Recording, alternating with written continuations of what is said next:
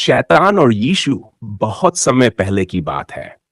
जब प्रभु यीशु ने जंगल में 40 दिन और 40 रात तक उपवास किया, तो उन्होंने गहरी प्रार्थना की और आत्मिक शक्ति प्राप्त की।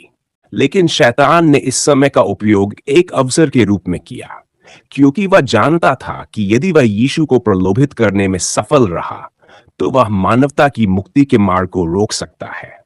इसीलिए शैतान ने यीशु के सामने 3 प्रमुख प्रलोभन या लालच को रखा। जब यीशु भूख से कमजोर हो गए थे, तब शैतान ने उनके पास आकर अपना सबसे पहला प्रलोभन उनके सामने रखा और कहा, यदि तुम सचमुच परमेश्वर के पुत्र हो, तो इन पत्थरों को रोटी में बदल दो। इस पर यीशु ने उत्तर दिया, मनुष्य केवल रोटी से नहीं, बल्कि हर उस वचन से जीता है जो परमेश्वर के मुख से निकलता है। परमेश्वर के इस उत्तर से हमें यह सीखने को मिलता है कि भौतिक संतोष से अधिक महत्वपूर्ण है आत्मिक संतोष। हमें अपने जीवन की कठिनाइयों में अपने भीतर की शक्ति को पहचानना और उसे अपनाना चाहिए, क्योंकि हमारी असली ताकत वहीं से आती है। इसके बाद शैतान ने दूसरा प्रलोभन यीशु के सामने रखा और प्रभु यीशु को एक ऊंचे पर्वत की चोटी पर ले जाकर कहा, यदि तुम सचमुच परमेश्वर के पुत्र हो, तो यहां से कूद जाओ, क्योंकि लिखा है कि वह तुम्हारी रक्षा करेगा। तब इस पर यीशु ने मुस्कुराते हुए शांति से उत्तर दिया, तुम अपने परमेश्वर को परीक्षा में मत डालो।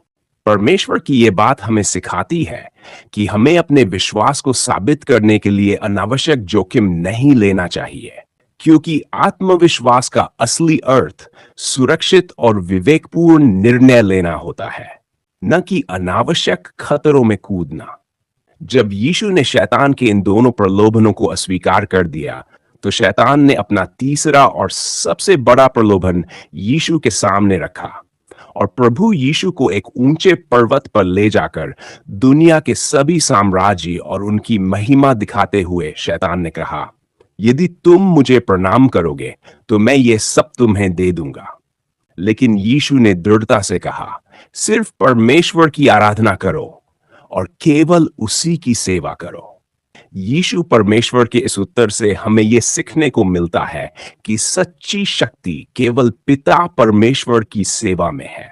भौतिक सुख और धन का लालच हमें हमारे सच्चे उद्देश्य से भटका सकता है। इसलिए हमें हमेशा सही मूल्यों और उद्देश्य के प्रति जागरूक रहना चाहिए। तो प्रिय मित्रों, इस कहानी से हमें यह सीखने को मिलता है कि हमारी आत्मिक लड़ाई जीवन के हर मोड़ पर होती है। शैतान हमारे सामने तरह तरह के प्रलोभन रखता है, लेकिन यीशु ने हमें यह सिखाया है कि कैसे हम विश्वास और आत्मिक ज्ञान के बल पर शैतान के इन प्रलोभनों पर विजय प्राप्त कर सकते हैं।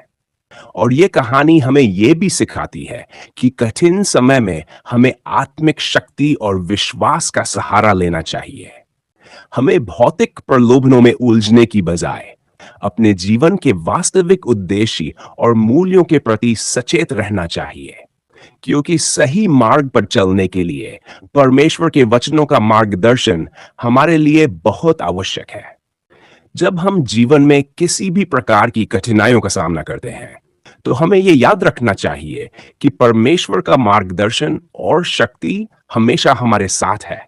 इसलिए शैतान की चालों से बचने के लिए हमें हर दिन परमेश्वर के वचनों और शिक्षाओं को अपने जीवन में आत्मसात करना चाहिए, क्योंकि यही वो मार्ग है जो हमें सच्ची खुशी और संतोष की ओर ले जाता है।